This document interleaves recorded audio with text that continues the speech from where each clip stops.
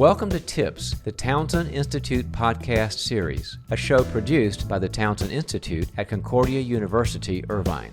This podcast shares stories of leadership, coaching, and counseling experiences that have shaped the lives and careers of our guests, who then provide tips aimed toward helping listeners grow in both their personal and professional lives. I'm Dr. John Townsend, psychologist, organizational consultant, and author of over 30 books, including the New York Times best-selling Boundaries series. I'm also the founder of the Townsend Institute, and I'm excited to introduce your podcast hosts, Dr. Ashlie Andrew and Dr. Gilbert Fugit.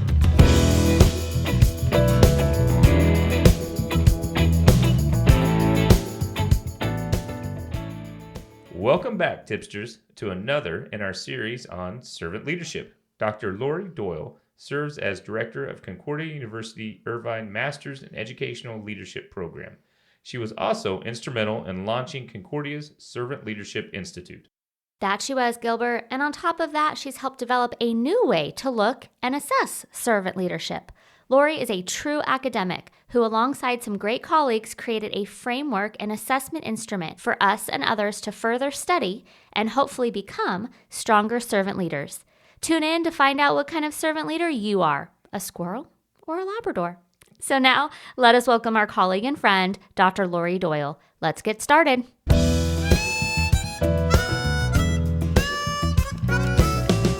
Welcome, everyone. We have a very special episode today. Our friend Dr. Lori Doyle is here, and she is the Assistant Director in the Servant Leadership Institute, a friend, and has been at Concordia for quite a while. We're very excited to jump in and talk about all things servant leadership today. Well, thank you so much for having me. I'm so excited to be here talking with both of you about something I feel passionate about. So let's do it.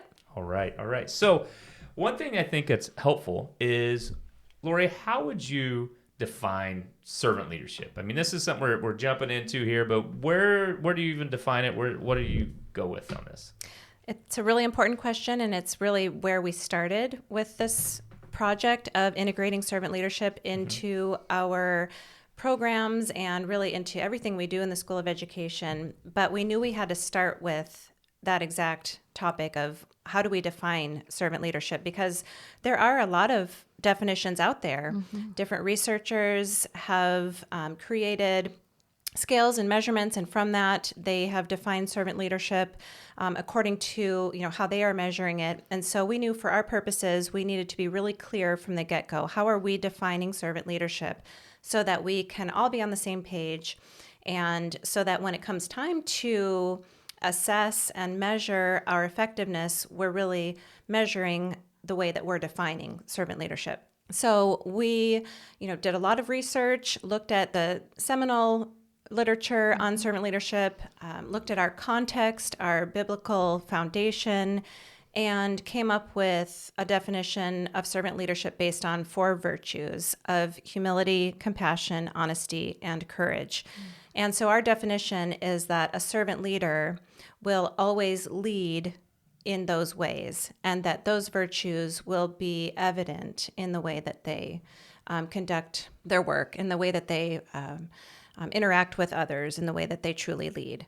So from there, we took those virtues and created what we call our framework. And I'm happy to speak a little bit about that now, unless you want to.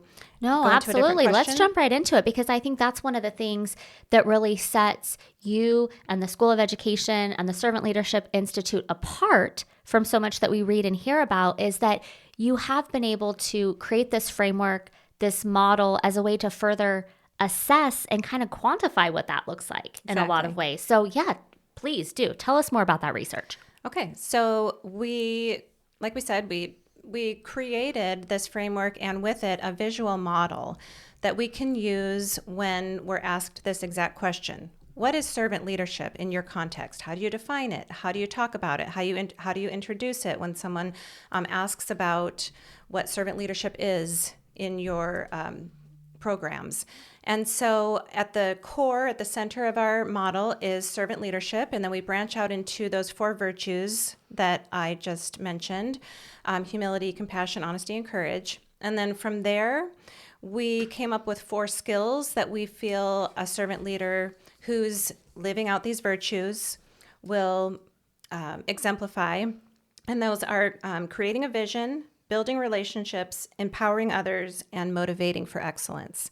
And so our model goes out in circle form, and each of those leads into the next circle, the next level, goes from servant leadership to virtues to skills.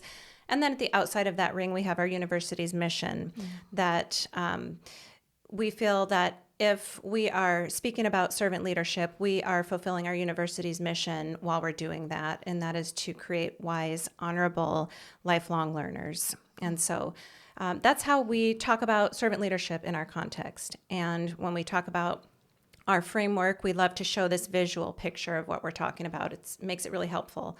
Oh, absolutely. And just to chime in there for our listeners, obviously listening on, it might be hard to kind of follow that visual. So we'll make sure that we post the image in our episode notes so you all can kind of take a look, because it does help so much to really picture, like you said, what that kind of wheel looks like. Yeah. And it's quite colorful, too. It matches with the school colors. I mean, I that don't know. was even on purpose. It was on purpose, yeah. Because if you would have gone with another school's colors, that would have been a little strange. So, It would have. Awkward, yeah.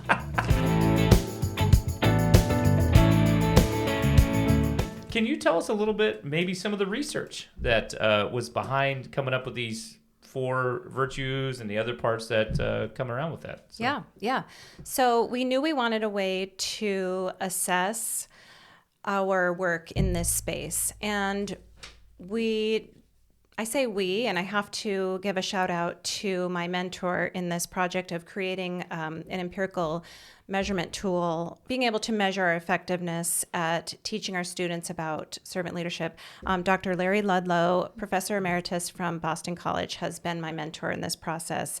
And he's a psychometrician, and he specializes in measurement tools and assessment protocols. So he's been instrumental in helping me learn this process, because it is really a labor of love. Yeah, I was going to say, yes. About a 3-year project creating an assessment tool that mirrors our definition of servant leadership. So this assessment tool looks specifically at those 4 virtues of servant leadership. So we say that servant leadership is, in our context, defined by those 4 virtues.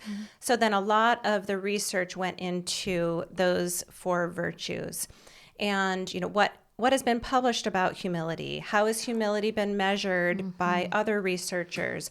What items from other humility scales either do or don't match up with the context of servant leadership specifically? And so it was a good year of just really being in the published literature on those 4 virtues and how those virtues are being measured by other researchers, and coming up with a list of distinctions, we call them, that align with servant leadership. So that take those virtues and really align them to servant leadership as a leadership theory. And so that was the foundational research behind creating our assessment tool. And through that, pilot studies and just continuing to hone into the research and find out what works. And so now you have this established instrument, right? And so how is it being used now, both either here in our Concordia University Irvine program, School of Ed, but hopefully outside of it as well? Yeah, definitely.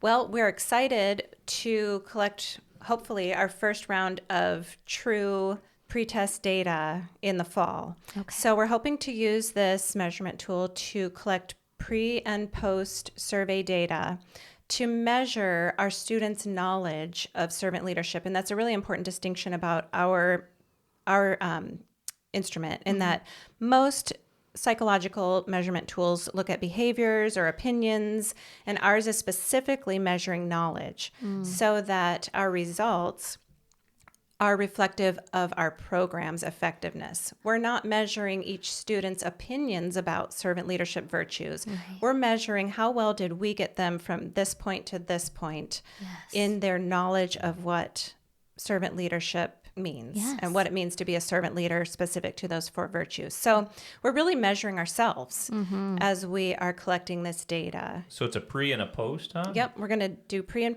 post surveys and then see, hopefully, some really exciting growth in their knowledge of servant leadership. Perhaps one of the virtues will show that students aren't progressing as much as we would hope. And then we know, okay, we need to go back and really study. How are we specifically teaching about courage? How can we change the way that we have that maybe embedded in our programs? And how do we need to really beef that one up and focus on that in our program improvements? Wow. And I can imagine too, from an educator standpoint, you and your colleagues, it's probably really pushed all of you to really consider how you model those virtues as well, right? And how that kind of comes through in your coursework. And you, of course, are teaching our current and future educators and administrators. So then they're hopefully able to go on and do it with their students.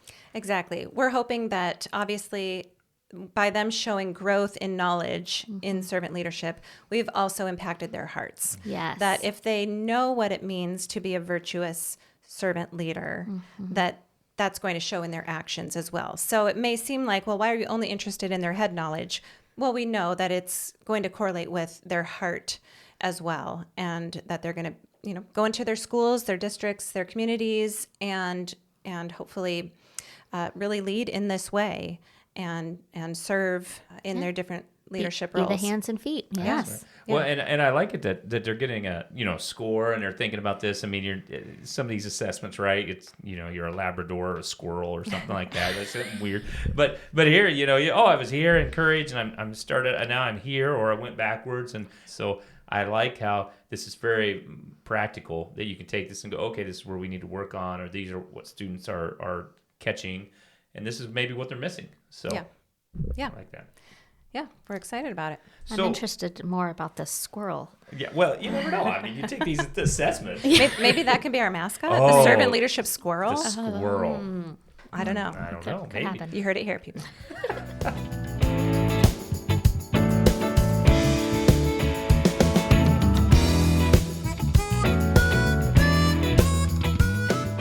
So how do you take this, though, and you put this into practice? I know School of Ed, this is embedded in what you do. How do you use it, maybe both personally and professionally, the servant leadership? This has really been exciting. It has transformed our School of Education community. We have really grown closer and stronger through the past few years of really diving into servant leadership together.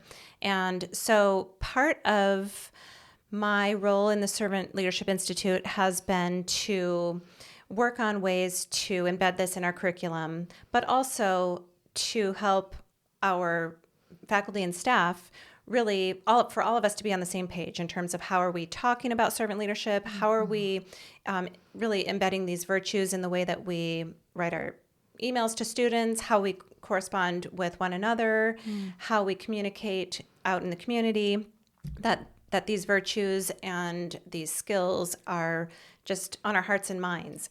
We've done a lot of things in the School of Ed to prepare ourselves for that, and it's been really fun. Last year we did something called Servant Leadership Squads, where we had a small group and we would meet once a month and discuss certain prompts about servant leadership. We would really talk about these different virtues together. We would ask one another, what did compassion look like for you this month? And how did you experience your leadership role through the lens of compassion? And we really unpacked these together and supported one another and encouraged one another and had deep conversations together. So that was a really neat opportunity. We also have devotions every week, and some of those devotions have been specifically centered this year on these servant leadership virtues. So certain people throughout the year have been asked to plan a devotion focused on our servant leadership work. And so that's been great as well. We've done other projects. My colleagues have been very patient and kind with me as I sent out different surveys and pilot surveys and asked for their feedback on item responses and ranking items. And so it's been years of me asking for their assistance, and they've all been just so kind and helpful and willing. So it's been just a great, really group effort, I would say. Wow. That's so great to hear. And I think it's awesome. And it's also good for those of us outside of the Institute and outside of the School of Ed to hear is that these conversations and this growth does not necessarily have to be entrenched in the academic research, so to speak. It can be simply questions in those conversations, like you said, is, how did you act courageous this past month, right? Or, talk about an instance where someone showed humility. Those sound like those are really great questions and conversations that can be sparked no matter what genre or what type of organization you're in. Yeah. So, wow, that's really, really, really great to hear. And to take the time to actually ask a colleague that and want to unpack that. You look at the research, but then you ask about people's lived experiences, because sometimes we're just in meetings and we're talking about policies and other things like that. So that's really, I think that's powerful. Yeah. Absolutely. Well, and I want you to speak a little bit more to the Institute. For those of our listeners that, haven't been to one of the events or anything, what exactly is the goal then of the Institute? And I know it brings people together, and maybe talk a little bit more about that and maybe even an upcoming event you have. Sure. So we've had kind of a lot of arms coming out from the Servant Leadership Institute. And initially, one of the very first projects was to create a new master's program. So our Master of Arts in Educational Leadership programs, we have 2 specializations. Those were projects started or born in the Institute because we wanted an MA in educational leadership, and we wanted to infuse servant leadership as really the way we're suggesting is a great way to lead in the field of education. It's really been shown in the research, but it's also, like you said, it's a lived experience as well. Yeah. So many people come to our academies or find out about our programs, and once they hear about servant leadership, they're in. They're sold. They're sold. It's not a hard sell. Yeah. Yes. It just really makes sense. Right. That it builds that kind of trust between people that is necessary for true successful leadership. So it's not only about the relationships, it's also about excellence and success. It just does lead to those things as well. So those 2 master's specializations in social, emotional learning, character, and ethics that's one of our specializations. The other is cognition, motivation, and development, which is more of a educational psychology focus. Those are 2 options within that educational leadership masters that we offer. So that was one of our first projects, was creating those programs. Yeah. And so we've had our first 3 years with the degrees, and so we're excited to keep welcoming new students. We also have an Educator Leadership Academy where we invite cohorts of school professionals, no matter what their role is. We see all school professionals as leaders in their role. Yes. We invite them to come for 3 days in May for amazing speakers and discussions and opportunities to learn about servant leadership. And then they have 9 months of professional coaching with a leadership coach. And Gilbert, you're one of our esteemed leadership coaches. We love having you I love being in that role. You're amazing. I've seen you in action. Your groups always love working with you. Lori's being nice. They couldn't find anyone else that time, so they slotted me in there. Not true.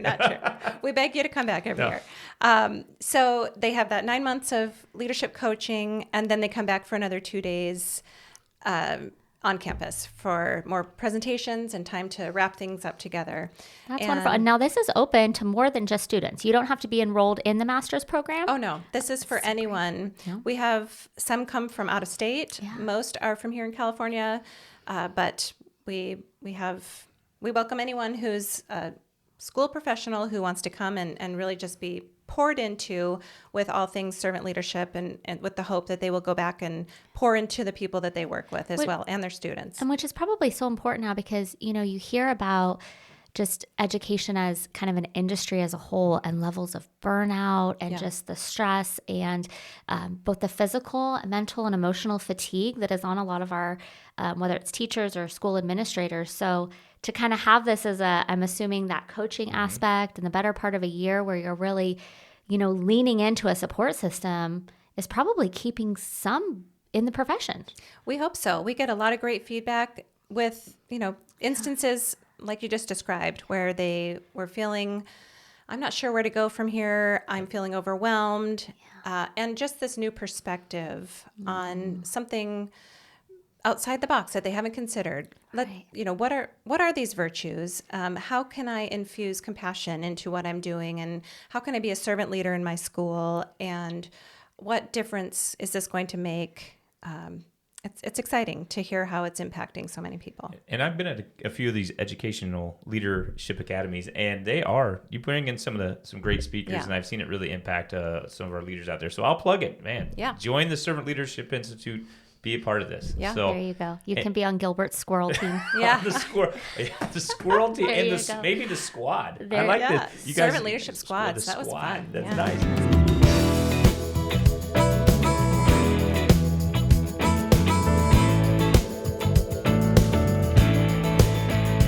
One things we know is Concordia is faith-based, right? And we're dedicated to this, and between the connection we see between servant leadership and the life of Jesus. Can you talk more about how servant leadership, the research, importance of it, can be applied to maybe a secular organization? Absolutely. And a lot of the teachers and administrators come Yes. from public schools, Right. and we definitely are not claiming that servant leadership is only for Christian organizations or Christian schools. This is a leadership theory that has been well researched for the impact it can have on moving the needle forward in organizations of any kind. It's really become a popular leadership style that is embraced in business, in healthcare. Those are really two of the other fields that there's a lot of research coming from those specific fields, as well as education, for the fact that it builds that camaraderie, that trust between leaders and those who are looking to their leaders for guidance and for modeling. So healthcare and business. It's almost Yeah. like, is there like a hierarchy, and servant leadership help kind of break that down, where people say, okay, no, look, a leader is actually cares about me, right? Wants Yes. to see me succeed. So- Exactly. Yeah. That level of trust that a servant leadership approach can create between people allows for leadership to really blossom and flourish. Well, it goes back to these ideas of your character, Yeah. right? The compassion, the relationship building. I know that's something here in the Townsend Institute that our students get from the get-go too, is in the end, it's down to relationships. Yeah. It's your relationships with God, with Jesus Christ, with those in your inner circle, and then those, of course, that you can go on to influence. So, in fact, there's probably an argument being made that it needs to be in secular organizations even more so, Sure. right? For that push for, humility, courage. These are just wonderful things Yeah. that we need to see more of across the board. So, Yeah. well, I want to take a minute to go back to kind of the academic side. Now, Lori and I, of course, have been colleagues now for a number of years, but we're also have been co-researchers and authors on a number of Yes. projects the last couple years. And you're just so good at this, from the academic research side, the development of this instrument and model. You mentioned this is like a 3-year project. I'm thinking of our listeners out there, some of our students that are embarking on research projects right now, those thinking about graduate school or in graduate school. What sort of advice can you offer for those budding researchers out there who I'm just envisioning are in the weeds, of reading the articles? What advice do you have for them to keep going? Sure. Well, first and foremost, to really pick topics that they care about.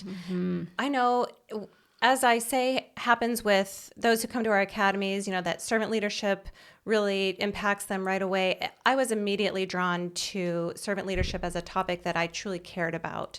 So in order to put 3 years into a project, I had to actually enjoy it. I had to Yes. truly buy into it.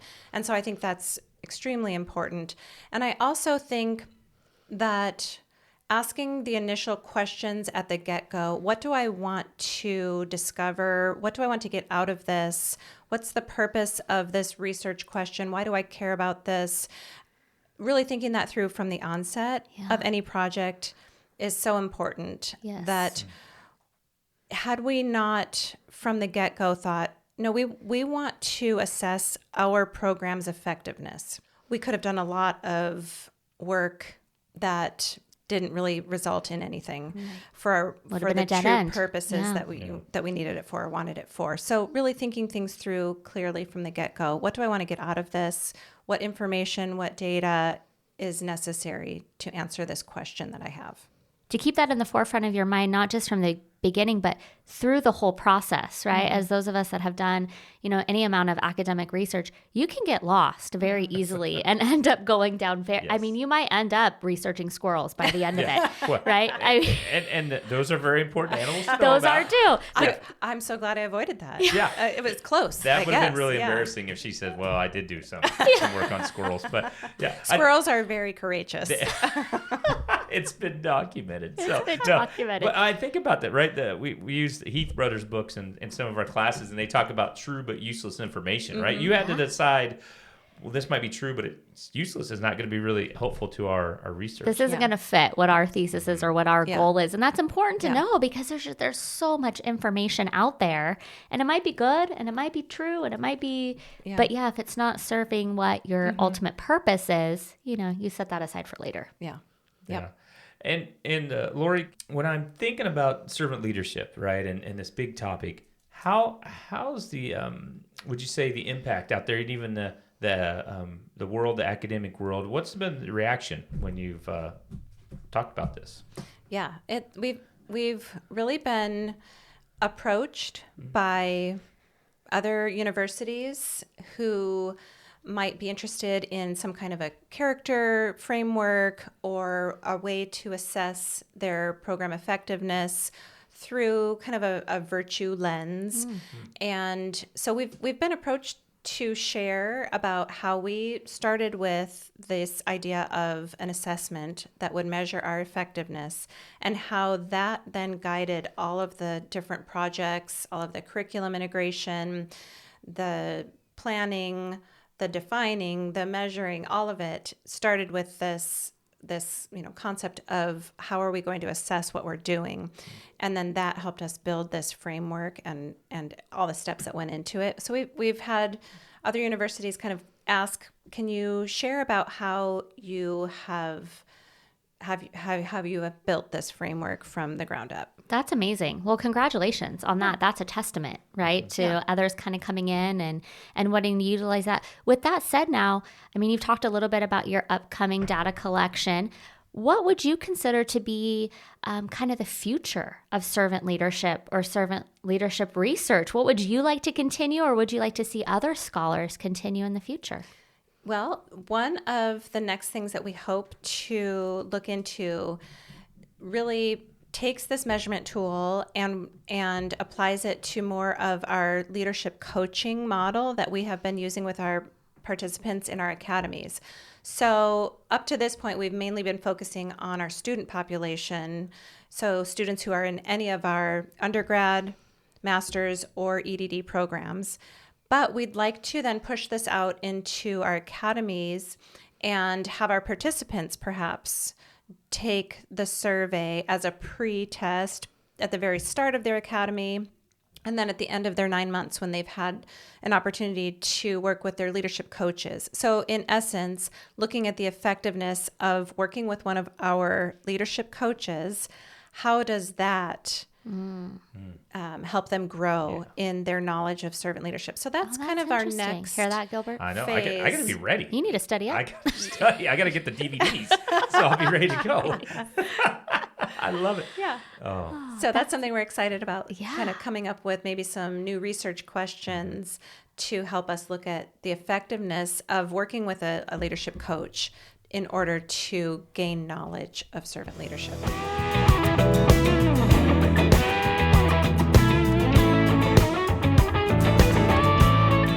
Well, Lori, as we kind of start to wrap this up today, and one of the things we always ask is, what's a tip? What's a takeaway tip that you want our listeners to walk away with today?